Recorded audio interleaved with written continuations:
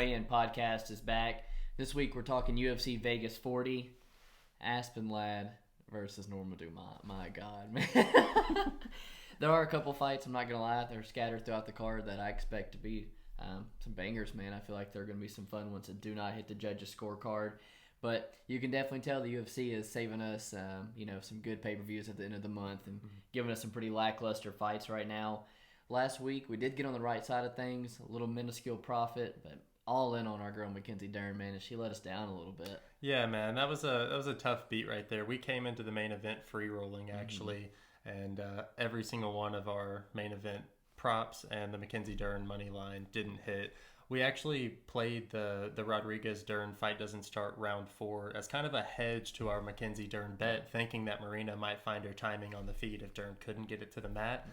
Lo and behold, that goes all 5 rounds, and it kind of leaves us even money, kind of where we've been sitting for like 5 out of the last 6 weeks. Right. We did end up hitting our parlay, which was Romanov to win, easy as could be, and then Nicolau to win, a little bit closer than it should have been, but a clear 29-28, sure. And rightful guy won. The Sabina Mazo-Maria Agapova fight, that was a good bet. Sitting at plus money, I think I'd make that bet all over again. And even that Agapova wins in round 1, I'd make that all over again. It was so close. The fact that Sabina Mazo didn't drop to one of those shots is kind of amazing. We have not yet made any plays for this next week, but we do have a couple of leans. We'll get right into it. Our first fight of the night takes place in the strawweight division, where we see Istela Nunes taking on Ariane Carnelossi. Nunes, she's coming off of a pretty long layoff after getting suspended for the juice. She is making her UFC debut. Before this, she was with One Fighting Organization. She had a decent run there, going 2-1.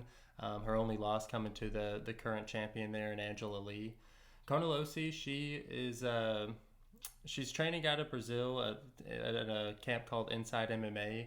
And she looks absolutely yoked, man. Like, as far as females go, she's about as big as you could possibly get. And she's had an odd run in the UFC. They kind of threw her in with the Wolves against Angela Hill. And then she gets now Lang. And although she gets the finish, she gets touched up in that fight, man. She really does take some damage. And as far as I can tell, she wants to keep this fight on the feet. And that's something that Istela Nunes will welcome with open arms. Istela Nunes, top-tier Muay Thai specialist with a record of 50-4. I think as long as this fight stays standing, she'll probably touch up Carnelossi and win a decision here. How you feeling about it? So, man, I'm kind of on the fence with this one. And funny enough that you talked about Ariane Carnelossi getting thrown to the wolves with Angela Hill early. She's stepping in for notice for Istela Nunes when she popped by Usana. Okay, I didn't know that. But with your Carnelossi, man, first fight back in front of the crowds at 261, if you don't remember, right off the bat. Round of the year, man. Young tags her as soon as it starts, and I mean, the crowd's going wild. You didn't expect that in that fight, but it could not have been a better fight for the first people with the crowd back. She's at a 7-inch height and reach disadvantage, whatever, in that fight. Unleashes some nasty ground and pound to finish that girl. And to be honest with you, I think that might be a pass she tries to take here, similar to Jessica Andrade, try to close that distance, land her bombs, and if she can try to get you down, try to use some nasty ground and pound, because you're right, Nunes is a very experienced Muay Thai, and at range, man, she could relatively be playing with some fire here. With Nunes, it's a similar situation to Melissa Gatto a couple months ago, where she popped before her debut, Brazilian fighter. We didn't really know what we were going to get when she's coming back off this layoff, and I was doing some digging, reading up on her suspension. She got popped for like a pretty well-known steroid, and she was on the juice, man. Like, it's a 2-year immediate suspension for first-timers. Pretty blatant cheater from what I got to read about her. But at only 29 years old, I expect a whole lot of improvements to be made. I do know that she left American Top Team, that she's no longer there, which that is a pretty negative thing I don't like to see, because she's definitely been getting some good work there in her time off.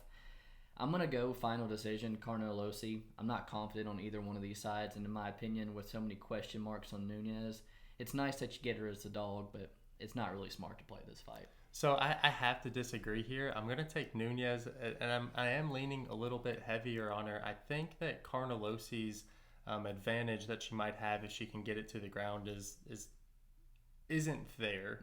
As we saw in the Angela Hill fight, who's also a Muay Thai specialist, she was able to kind of make Carnelossi follow her around the octagon.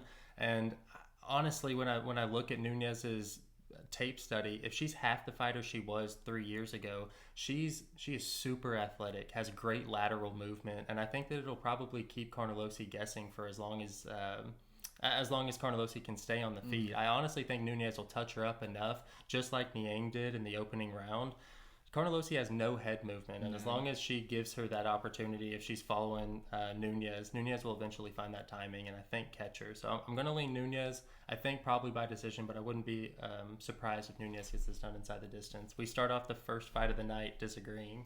Yeah, and maybe one of the first times we don't have action on it as well. Mm-hmm. Next up, we're in the bantamweight division where we see Brandon Davis returning, who's 14-8, taking on Danaa Batgerel, who's 9-2. Welcome back to the UFC, man. You know, after getting cut, after losing to Zabit and Giga, you know, looking back, you know, he was a favorite to Giga going into that fight. So dropping it, you know, maybe you get cut, but man, looking back, that should probably have not been cut after losses like that. You know, he was kind of bouncing around from 145 to 135, and is now, like I said, pieced together 4 wins in a row on the regional scene to claw his way back here. Got big size for a bantamweight, and I remember the commentators talking about just how many miles a day this guy used to run to be able to make bantamweight. He's got a gas tank for days. With Danaa over here, he's training out of Jackson Wink. He's on a 2-fight win streak, putting together just 2 brilliant performances, man. Dusting guys in the first round, and Guido Canetti and Kevin Natividad. He's very disciplined with the striking. What I like most about him when I watch his tape is he's always winning that lead foot position. You see him always focusing on that, and it just sets up his strikes and his right hand, his counter left hook. I like what I see from Danaa. Man, maybe bet online opening Brandon Davis as a plus 250 had a little bit of value, but he's down to a plus 150, and I think that has lost a ton of value. I'm gonna side with Danaa here. I'm not sold because he's dusted the last 2 guys, and Brandon Davis is pretty freaking durable, man. Yeah, so I do think that this probably sees the judges, and this is one of the fights that I know me and you have brought up a couple times this week, because we see a lot of people online that are throwing a unit on Brandon Davis, saying that he has a chance, and honestly, I don't understand why. I think that Batgerel is an actually good fighter and better than Davis in every facet of MMA.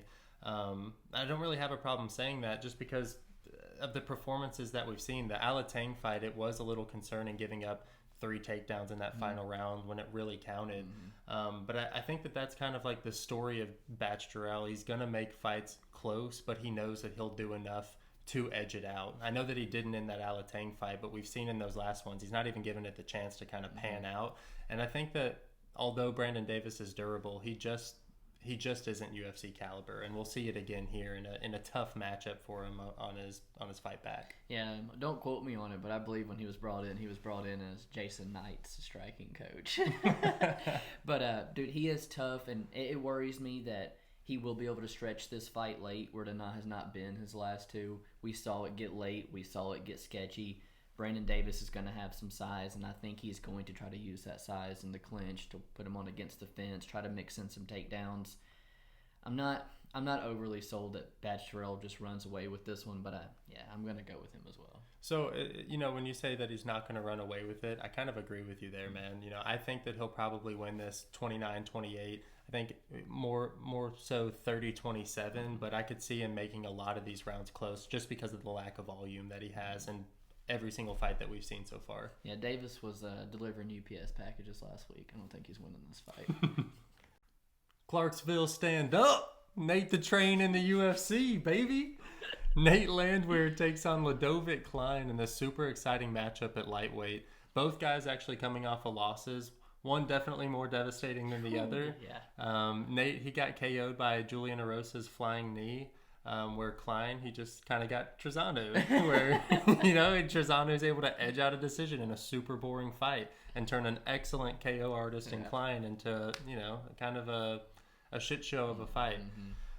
Nate, he's kind of known for his brawling tendencies, but he has legitimate wins on the M1 Global promotion, and it's against the type of fighters that you have to have solid fundamentals to be able to have success against. I mean, he's the 145-pound champ over there, and he was fighting guys who had legitimate records, legitimate skill sets, and he was able to consistently win over there. Klein, on the other hand, he worries me a little bit. He seems untouchable until his last fight where he fights Trezano, the first decent fighter that he's fought. You know, you look at his record and he's head kicking all of these opponents into oblivion, but it's a little bit fluffed when you dive into it. You know, he's climbed through the ranks of the promotion Octagon in his homeland of Slovakia. It's not the same level of competition.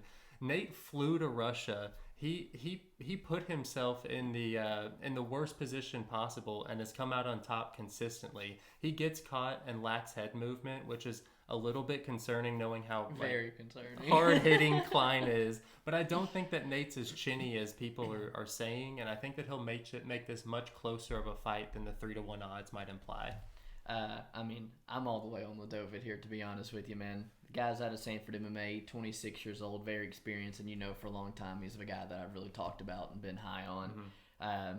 You're like, win streak was snapped in the most Trezano way possible. You know, watching it back this week, I really, really thought Klein did enough in rounds 1 and rounds 2, you know, to edge that fight. And 30-27 Trezano was seriously one of the worst scorecards in the history of scorecards. But one thing Klein did that I did not like is he backed up way too much. You know, he was able to let Trezano, who's a typical lightweight, 5'11", kind of use his size. And although I felt Klein was landing the better shots, he was still on his back foot the whole time. Something I think like he'll need to address, where Nate's going to have that pressure coming forward, you know. But Klein, I think his striking is just on another level compared to Nate's here. You talked about his head kick, his counter right hand. The guy's very, very technical. And on the side of Nate, there's a ton of intangibles that I really like about Nate. The guy's got as much heart as you could want to have in a fighter. He out-hearted Darren Elkins. Absolutely. And the man seems to thoroughly enjoy being locked in there and fighting people. Mm-hmm. And he seems to get some type of high off of it, man. And he's got good wrestling to fall back on. He's got really good cardio. But he gets hit too much to me to fight an exciting striker, as technical striker as Ľudovít here. Not that, you know, I don't want to say he's chinny, but for a guy that has to rely on durability because he's getting hit, to see him get KO'd pretty decently in 2 of his 3 losses recently, it does worry me. But enough negatives about him. Looking on his Instagram, he's at MMA Masters now, which I think is a good move for him. And not everybody kind of knows Clarksville the way you and I do, but it's a very good move for Nate Landwehr to make changes like that. I am big on Ľudovít Klein. I like him to get it done inside the distance, but you know, it'd lose me a lot of money, but it would never hurt for a Tennessee boy to get something done in the cage. I know, and I really do. I really did try and talk you out of the Klein parlay pieces, but I get it, man. I get it. I just, looking at Nate Landwehr's background, it is hard for me to say that he hasn't proven himself way more than Ľudovít has at this point in their career. And although like highlight reels would say otherwise, I think that this fight's pretty close. It is, man. We move on to the women's flyweight division, where we see Lupita Godinez, who's 6-1, taking on Luana Carolina, who's 7-2. And I guess last week was just light work for Lupi, man. She is about to break Chimaev's record of the 10-day turnaround. Going to be 7 days here. You know, she straight up looked flawless last week. Her boxing was on point. Hands looked really sharp, and was able to initiate some very good wrestling entries and get that down and find the first submission win of her career. With Luana, she was supposed to take on Sijara Eubanks here. Sijara was sitting at like the -300, and I'm smart enough not to touch Sijara Eubanks at -300 before seeing that girl on the scales. But I do think there was a grappling path there that Sijara was going to be able to take and maybe ride that fight out. And, you know, with as much success as Lupi had in the grappling last week, I could see her probably taking a similar approach. But Carolina she's just a pest with her length on the mat, man, and being so active. She can tire girls out, which is pretty much what we saw the last time out with Patelho. I haven't put a whole lot of work into this. The line's not even out.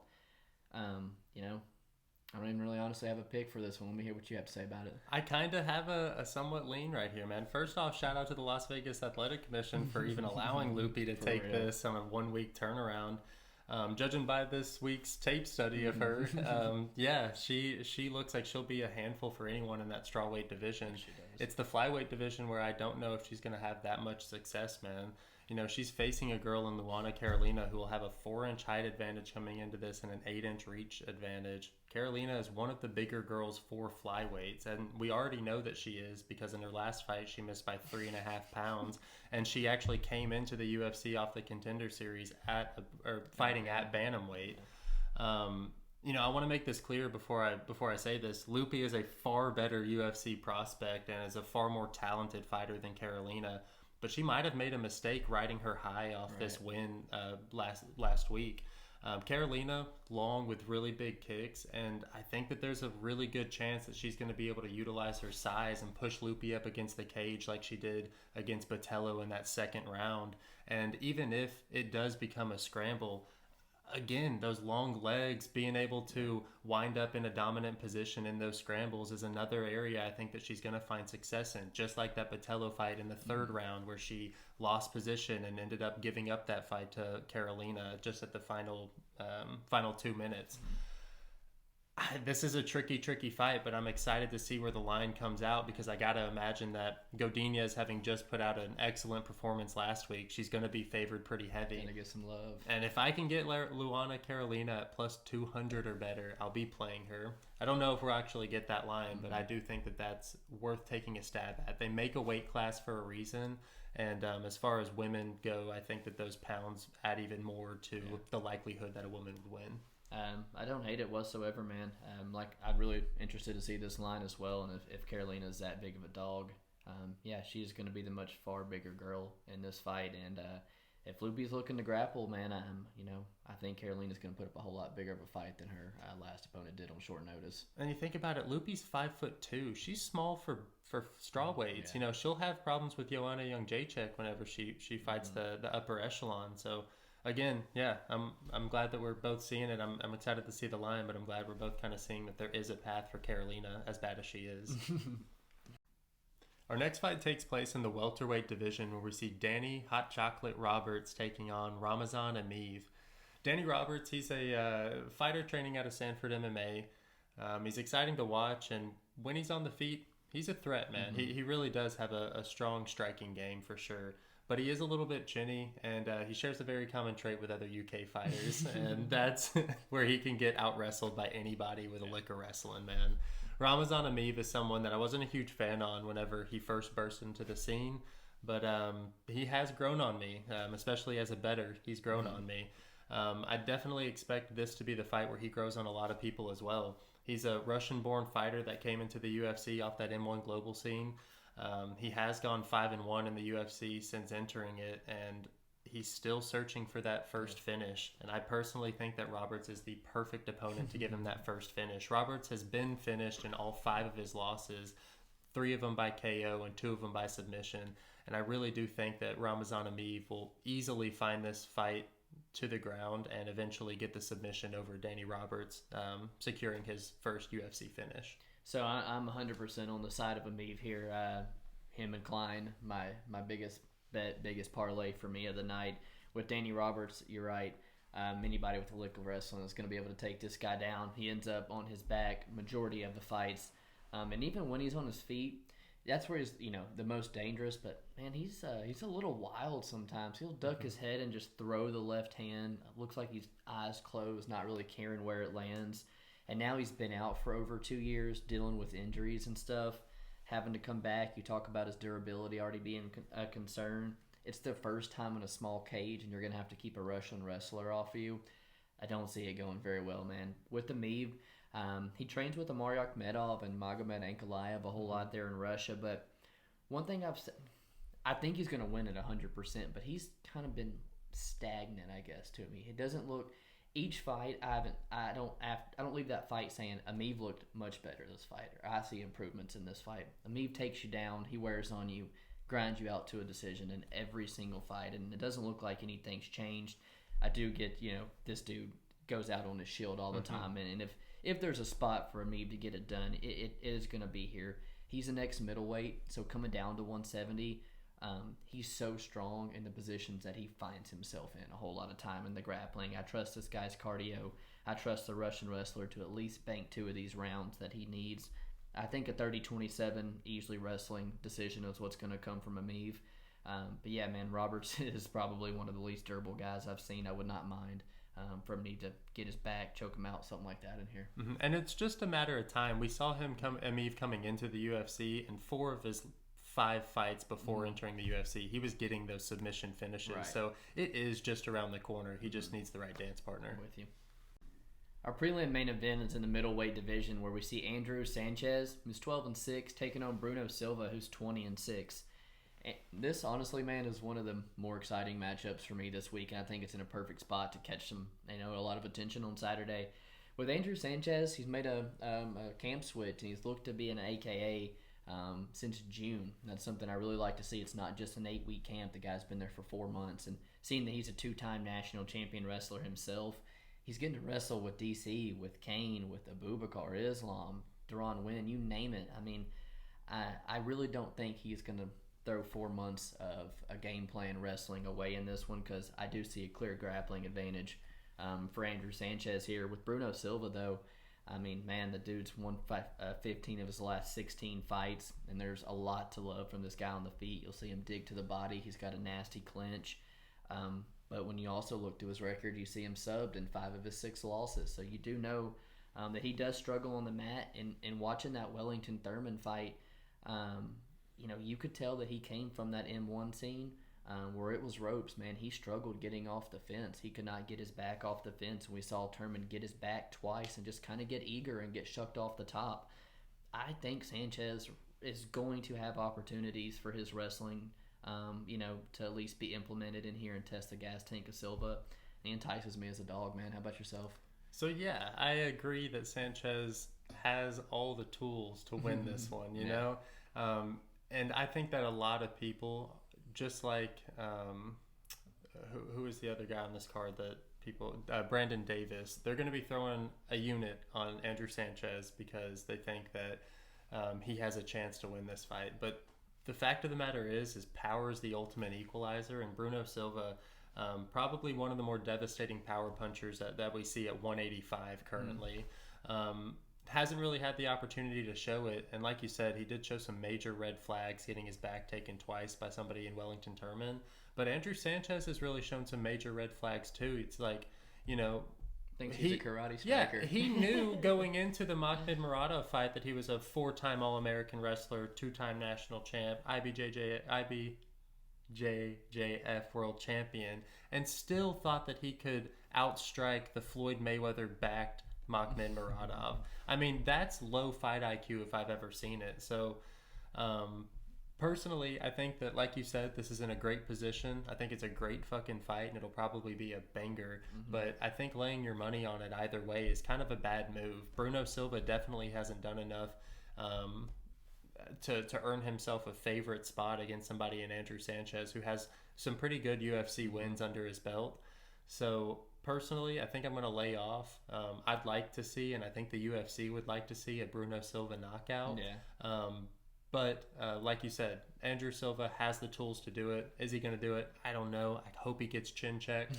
I'm going to just sit back and enjoy this fight. Yeah, he was a plus 450 and a plus 500 in his last 2 fights in M1 to like 37-year-old Alexander Slamenko. And then he opens as a plus 145 underdog to Wellington Thurman. I can't get down with the minus 150 for Bruno Silva here. I feel like he is inside the distance, knockout or bust here in this fight because of the grappling advantage that Sanchez will have. So, trust me, I think Silva can get this done on the feet too. I think if you're going to bet him, you should take the KO prop instead of playing that minus 150. Yeah, I agree. We kick off the main card with an absolute banger in the middleweight division between Julian, the Cuban Missile Crisis Marquez, taking on Jordan, the Beverly Hills Ninja Wright. There's a reason why this one's kicking off, and it's because both these guys don't know what judge's decision is, man.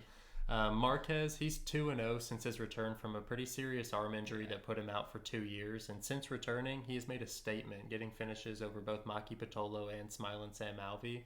And to be honest, I think both the previously mentioned opponents are better than the Beverly Hills Ninja this weekend, man.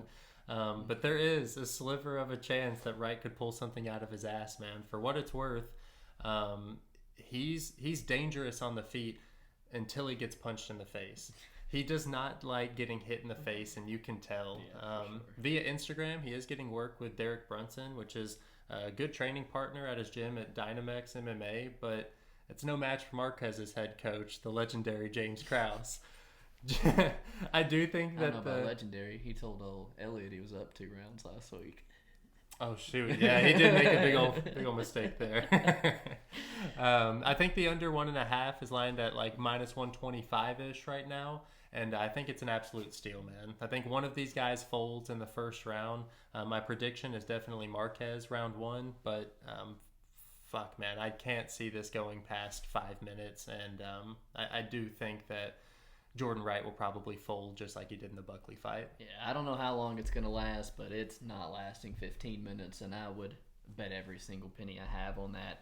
Marquez, you're right, man. Absolute terrible arm injury that he suffered during the DiCirico fight, and it put him out for, 30 months or something like that. Ridiculous, and took a whole lot of his prime of his career away from him. And coming back, he got wrestle-fucked by Maki Pitolo and ended up finding that round 3 sub, and it's part of me trying to decide if it was a little bit of ring rust or if, who thought Maki Pitolo was going to come out there and wrestle, Probably not the game plan he thought, but he backed it up with a statement performance, in my opinion. And I know Sam Alvey is not the greatest fighter on the roster, but damn is he durable. Dude, Ryan Spann, Da Un Jung, Turman, they're going to splits with this guy. They're not putting him away. They're getting rocked by Sam Alvey. And Julian Marquez sits this guy down a couple times. That pressure that he has is Jordan's kryptonite here. He used to be a Jackson Wink MMA guy, but you talked about him moving out to LA now. I don't feel like that was a very good move for the guy, but he's huge for the weight class, and he tries to use that size in the clinch. He'll sit down on that right hand, and he'll always open up that first round with some kind of spinning attack that you've really got to keep your eye on. And he's coming off the round 1 finish of Jamie Pickett, which I know we are back in Pickett, but it's pretty impressive, man. You've seen Pickett go 15 minutes with Nchukwi and Punahele Soriano. So for Jordan Wright to come out there and put him away in round 1 like that, Jordan Wright is dangerous in round 1. I don't know if his cardio was that great, but at the same time, if you watch our podcast at all, you know that I take great pleasure in fading Jordan Wright, and I've been on Marquez for quite some time. I texted you a minus 185 price tag a couple weeks ago. I have been on Julian Marquez for some time here. Wright's opponents, first 7 of them combined for an 0-36 record. It's quite comical. He's got that tendency to get his back put up against the cage. Julian's pressure is just going to come in here. You've never seen Jordan Wright have to have his cardio tested. You have seen Marquez tested in both the Pitolo fight, the Phil Hall's fight. Yeah, dude, I think Julian Marquez backs him up, and he lands the same left hook he landed on Sam Alvey, the same left hook that Buckley put Jordan Wright away with. Jordan don't like to get hit, like you said. And I don't know how long it lasts. The under 1.5 is pretty enticing, but dude, Marquez is going to get this done inside the distance. And it is something to note that Marquez's last 3 finishes were all submissions. Wright, he does tend to fold 2 power shots, and I think we can get the Marquez first round TKO at plus 550. It is pretty crazy. If we like that and we think that he's going to land it pretty early, I think that that's a damn good price tag, to be honest with you. It is. I think Julian Marquez inside the distance is minus 110, minus 120. And with you talking about the submission wins that he's had recently, man, I'd hit that really, really hard. Mm-hmm. Taking a step down, we're in the women's flyweight division where we see Manon Fiorot, who's 7-1, taking on Mayra Bueno Silva, who's 7-1-1. Fight's supposed to take place a couple weeks ago. Hopefully we do get it here on this Saturday because it's a real exciting fight. With Manon, she's definitely got a tougher task ahead of her than Victoria Leonardo and Tabitha Ricci, both who are making their debuts. But I'll be real honest with you. I love what I see from Manon. She's got the striking background. She's finishing all these girls, leaving no questions asked. I really do think she's a legitimate contender. I love her feints. I love her right hand, the way she's able to hide that high kick. And I don't want to compare her to Valentina Shevchenko, but I think the technicality of her striking is very similar, and I think could take her a long way. With Silva, I just don't see the same level of striking. I see a girl who just tries to walk you forward, use her size, sling her calf kick, sling her right hand, and just kind of try to create a brawl.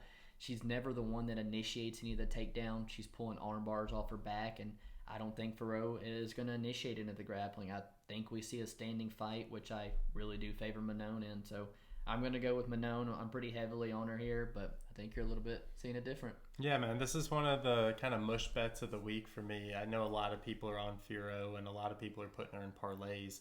And I just don't think it's a good move at all. I mean, I'll start by saying Manon is legit, especially in her stand-up game. And as far as her ceiling, it's very, very high, man. And like you said, like, yeah, I could see in a couple of years her challenging Valentina Shevchenko, but that's a stretch when we haven't seen her grappling being tested not once in her career, man. I mean, you talked about the debutante wins that she's had so far in Victoria Leonardo, who's like 1-4 in her last 5 fights, and Tabitha Ritchie, who, you know, it's like it's a tough go as a debut. You look at her best fight before that, it's against Gabriela Campo, who looks like she has a good record. It's 7-1, but all of her wins come in Ronin FC. Like, she's more than happy fighting 2 and 3 fighters in Ronin FC than trying to step up and fight another girl like Manon Fiorot again. Bueno Silva has 3 UFC caliber submission wins. She's coming off a draw to Montana De La Rosa, who is a really good fighter. And not to mention, Bueno Silva, she has a training partner that she goes to bed with every single night. And got head kicked by freaking, what's her name? Buys. Okay, fair. Gloria DePaula hasn't had a great run, but she has a UFC caliber training partner that she fucking lives with. I really think that this line is out of whack, because to draw all that from Fiorot's competitors that she's starched, it's a stretch for me, man. She looks really, really good, but she is still unproven. And Bueno Silva, you know, it's like I feel much more confident betting in Silva, who's shown that she can utilize her submission game at a high level, than banking on Fiorot outstriking or KOing somebody who's never been KO'd, and by far the toughest test to date that Manon's ever seen. So, in my opinion, I think getting Silva by submission at plus 1100 against somebody like Manon Fiorot, who hasn't proven anything to me, is crazy, man. So I'll be hitting that Bueno Silva by sub plus 1100. And other than that, I'll just be advocating for people to not have Fiorot in parlays. I feel you. We move on to the lightweight division, where we see Jim Miller taking on Erick Gonzalez. Jim Miller actually making his record-setting 38th appearance into the octagon and looking to turn his 2-fight skid around against this newcomer in Erick Gonzalez, who's definitely a different style than Miller. You know, Miller in his later age for sure has become a one-rounder bust fighter, and as we've seen in his last 12 fights, he's gone 4-8, and all 4 of those wins are by first-round submission. That being said, I think he gets that done here, man. Both of us are seeing it, that Jim Miller gets a submission in this fight. You know, Gonzalez, he's kind of getting thrown to the wolves here, and for somebody who's making their debut against a guy who's such a fast starter, there's really no chance that you can have any octagon jitters. Gonzalez, he's fallen to a few solid fighters on the regional scene in Humberto Bardenay and Rafa Garcia. And this will be a tougher test than both those guys, and I think I can definitely say that after Garcia's coming off that Grutzmacher loss. As long as this fight, I think Jim Miller's going to be able to keep this fight on the ground. I think that he'll eventually find the sub if it's not in the first round. As far as Gonzalez's chance to win, it's definitely increases the longer he can drag out this fight. Yeah, for sure. You talked about Jim Miller finally breaking the tie here with Cowboy at 38 here, and seeing Cowboy's durability issues, I know he's just hoping to maybe get one more in, and Cowboy's going to have to call it quits here pretty soon. But Jim Miller, you know, man, I don't want to say he retires on Saturday, but I'm just getting a little bit of retirement vibes. You know, he's on a 2-fight losing streak, and this is the second time in a row that they're trying to match him up with a debutante, someone that has submission losses in their past. I like Jim, but you know, you got to admit that the end's approaching sooner or later for him and stuff. He's got a good inside leg kick that really disrupts a lot of people's timing, and he really hides his straight left hand behind a head kick of his own. In the last 4 to 5 years, though, this guy has not won by any other way but first round submission. So I don't know if I want to lay minus 200 when plus 700, plus 400, plus 500's out there, and that's the only way this guy's gotten it done. Because you talked about the cardio taking a huge dip after round 1. I know he had Lyme disease for a long time, and I credited some of that. But Gonzalez, at the same time, he's not the Joe Solecki, the Vince Pichels, or Holtzman. He's not a thick, stocky lightweight that's going to be able to defend those takedowns and get on top of Jim. You talked him coming out of the combate scene. It's pretty low level with the only 2 times he stepped up, losing both of them. Now, the Humberto Bandenet fight, it is the 3rd fight for him on a same-night tournament, so I don't know how much I really want to take away from it, but he did look sloppy. He just kept dropping his head, throwing big overhands, and was actually trying to initiate some of the grappling with Bandenet. I don't think he wants to initiate any grappling with Jim Miller, and I think if he gets sloppy on any strikes, Jim Miller's gonna be able to take him down here, man, and won't need but a guard pass or 2 to submit this guy. There's levels on the mat, and it reminds me of the Alex White or the Jason Gonzalez, the debutantes.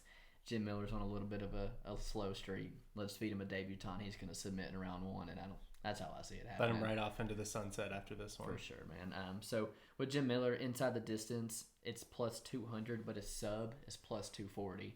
We've seen ground and pounds from top, so I don't know if I want to, for 40 points, have to pick the sub prop. But you said it earlier, round 1 plus 550, round 1 sub plus 700. Yeah. Both of those are very enticing to me. In our co-main event, we're in the heavyweight division where we see Andrei Arlovski, who's 31-20, taking on Carlos Felipe, who's 11-1. With Andrei Arlovski, man, the UFC just can't seem to get rid of this guy. You know, he's 42 years old. He's training out of American Top Team. And the guy has somehow pieced together and won 3 of his last 4 fights, boring or not. And after 11 fights in a row as the underdog, the guy finally came in as a favorite last fight to Chase Sherman. So we're finally starting to put some respect back on Arlovski's name here. And the line has been bouncing all over the week, but at one time, you know, he was the slight favorite to Carlos Felipe here. What he's, you know, really adapted is just a whole lot more patience than he used to have. You know, he's protecting the chin and he's not rushing into fire, happy to stay back, kick from you at range, use that jab, which I think would be huge here. We saw Spivak snap Felipe's head back over and over again with that jab. And with Felipe, you know, we kind of like him, man. You know, we've backed him in his last 2 fights, and watching those this week, we got so lucky. The guy, you can make a very hard argument that he lost to both Justin Tafa and Jake Collier. He was outstruck in both and didn't land a takedown or have much control against the cage, you know, to really make it competitive. He talks a lot of shit, man. He tries to get you to brawl with him, and I think the vet and Andre is just, I think he's not going to fall for that. This is the casual cap for the week. It was a tough one to find, but it's a closely lined fight. Give me the 42-year-old Andrei Arlovski. Yeah, man. I'm happy with taking Carlos. We kind of just like, he's a cool dude, man. He's a cool dude. I like Carlos Felipe. Like you said, it's kind of the people's main event here. I don't think there's a single person in the world that could look me dead in the eye and tell me they have a legitimate lean on this fight, man. You can definitely expect this to just super greasy decision, which is kind of why we like doing the casual cap on it, man. Someone will be pissed off next week. Right, for sure. But let me say something about that, you know? Never in my life have I seen more people drooling over laying a minus 200 on a heavyweight fight goes to decision, man. Yeah. I honestly feel like, looking back on this, that there's going to be a lot of people that look like clowns for taking that line. Like not that Figueiredo Gordon doesn't go the distance laying all that chalk for a flyweight finish. Right, dude. It's almost too perfect to go to decision, you know? I'm not saying... It's just... I'm not saying that Arlovski is over the hill by any means, and he's definitely able to squeak out those close decisions to the bottom level competition at heavyweight, but I do think that the window for him to make improvements to his game is far smaller than Felipe's window. Carlos is 26 years old, and he's 16 years younger than Andrei Arlovski. I truly think that if Felipe can tweak a couple of things, add a little bit more volume in his punches, he has a 10 to 15 ranking in his future, whereas I think Arlovski will kind of be stuck playing gatekeeper until he retires at this point in his life. I'm happy with taking the younger fighter with more upside at this point in his career, even though I would agree that, you know, in his last 2 fights, they were kind of gifted. Yeah. And Arlovski is kind of the king of what Carlos Felipe has been able to do the past 2 times. Yeah. So with Felipe, my only kind of counter argument is, man, I just haven't seen the improvements from the guy. You know, I feel like, man, he should have beaten Jake Collier. He should have beaten Justin Tafa. even going to the really close decision with Jorgen De Castro. It's like from fight to fight, I just haven't seen the improvements out of the 26-year-old, and potentially I think he could just get greasy veteran moved by Andrei right here. But I think it's aligned appropriately, to be honest with you. I think the line flipping is perfectly right. I think this is a pick 'em. I think there's a greasy decision incoming here. Yeah, and I think it's a perfect fight for the casual cat. Sure. We got a featherweight matchup in our main event between Aspen Ladd and Norma Dumont. This is definitely an odd one for sure, man. You know, Ladd takes this fight on short notice, replacing Holly Holm after just missing weight last week in her bantamweight matchup. This is, both girls, they have their weight cutting issues. You know, Nora's also missed like 2 times cutting down to bantamweight. So both these girls fighting in their rightful weight class at 145. And definitely a clash of styles as well. You know, Aspen Ladd finds most of her success by getting girls to the ground and yelling at them and punching them in the face. Where Norma, you know, definitely known to be more of the striker, finding most of her success on the feet. Yeah. I think that this will be a tough one for Aspen Ladd, man. I'm actually kind of leaning on the side of Dumont here. I think that she's had enough time to actually fill out and become a featherweight. She's filled out. Yeah. Where Aspen Ladd, she really depends on getting that body lock and kind of just manhandling girls to the ground. And Dumont, you know, had success in her last fight against... who was it? It was...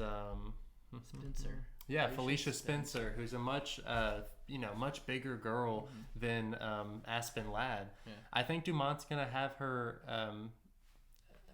have the fight where she wants it to take place on the feet. She'll either get a grindy decision or just outstrike Aspen Ladd, because I don't think that Ladd's going to be able to get it to the ground, and she hasn't shown me much success striking. Her punches are kind of looping. I know in her last fight she ended up getting a knockout in the 3rd round, but her striking isn't up to snuff with a lot of the better women strikers, especially somebody like Holly Holm, which Norma was preparing for. Yeah, I'm sure Norma is happily that Holly Holm is not in this fight. She's definitely getting a worse fighter here in Aspen Ladd. You know, the big elephant in the room is just, you know, this girl just missed weight. Why is she, it seems like, getting rewarded with a main event spot, you know? And it's not the first time she missed weight. I think she officially made weight against the Jermaine Durandamine, but she had to come back multiple attempts. Well, yeah, exactly. And she gets KO'd in 16 seconds, the first punch that lands. And now you've got 2 years off with torn ACL and MCL. There is a lot of question marks that, you know, why is Ladd the minus 140 here? But if you take all those question marks aside, man, she is all gas, no brakes, and gets in your face, puts you up against the cage, has nasty ground and pound. I think I would favor Aspen Ladd if I didn't have all these question marks surrounding her of just missing weight, coming off a 2-year layoff. On the side of Norma Dumont, she's got good boxing, man. She gets ahead of girls on her volume. She's a good counter puncher, and she can land while she's moving backwards, which I think could be crucial here with Ladd coming forward with little to no head movement. And then you've seen her, you know, jiu-jitsu competitions. You see her early in the Megan Anderson fight, mixing the wrestling. The last in the Ashley Evans Smith as well. She went to the wrestling wheelhouse a whole lot. So I'm torn, man. I favor Ladd. I don't know if I want to lay minus 140. I don't know if her body's going to be able to hold up for 5 rounds, but you do think that she'll get it to the ground with Norma? I do, man.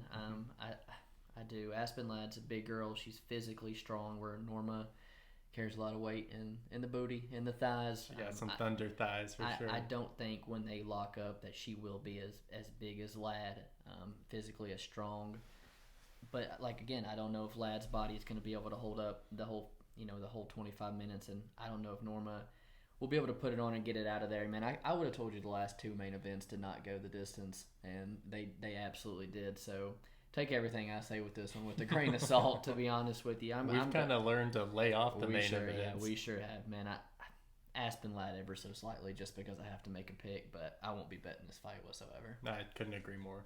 So absolutely, man. I appreciate you guys tuning in for all the breakdowns for the fights. I think there's 11 fights on Saturday. We're building up to UFC 267 and 268 here at the end of the month.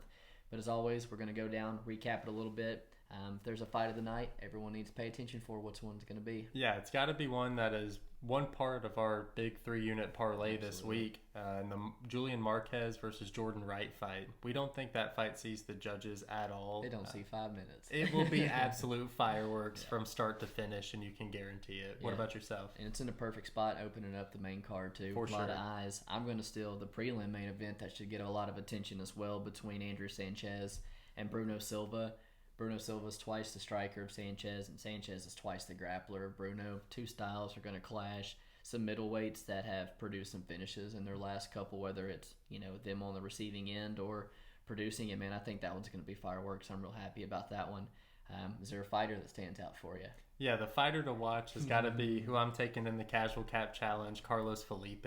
I think that Andrei Arlovski is somebody who he could kind of prove that he can make improvements to his game after just eking out a couple of decisions in his last 2 fights. I think if he convincingly beats Andrei Arlovski here, it would put a stamp that he is a future top 15 fighter. I feel like that is a big name for the resume. It might make people forget about the Collier and Tafa performances. For me, it's going to be Manon, man. I'm just real high on that girl, and I think she is a real contender that's coming up in that division that's going to make some noise. As of right now, I know she hasn't been really tested, but there's always guys like Aspen and Cyril Gahn and, Peter Yan, just guys that have always come up that weren't really tested but I've just had a feeling that they're going to be legit and going to make some noise. And I think Manon is going to be it's going to be a fighter that is going to have a lot of attention on her the next couple of years. Okay. For underdog, I'm just going to go ahead and go to that one, go right back to the prelim main event. With the grappling advantage that Andrew Sanchez has and seeing Wellington Turman take his back, put him up against the cage, I'm not going to tell you, hey, Sanchez is going to get this done, but I think he's going to have openings for his grappling and hopefully be able to capitalize on some of those. I don't mind that at all, actually. We both kind of lean El Derte in that fight, but we're going to lay off, just going to lean on more of our more confident leans. For my underdog of the week, I'm going to go Istela Nunez, man. Okay. I know that there are a lot of unknowns with her coming off this big layoff, but like I said, just judging by what she had shown while she was on the juice, I think that as long as she's still got even a little bit of that, she's gonna walk through Ariane Carnelossi here. And what about a prop that you think's out there that people need to hit? The prop, man, it's the Bueno Silva by submission at plus 1,100 on Bet Online. That line is actually it's better by like 500 points anywhere else, honestly, but it is the best line for her by a long shot. I think Bueno Silva's getting counted out here.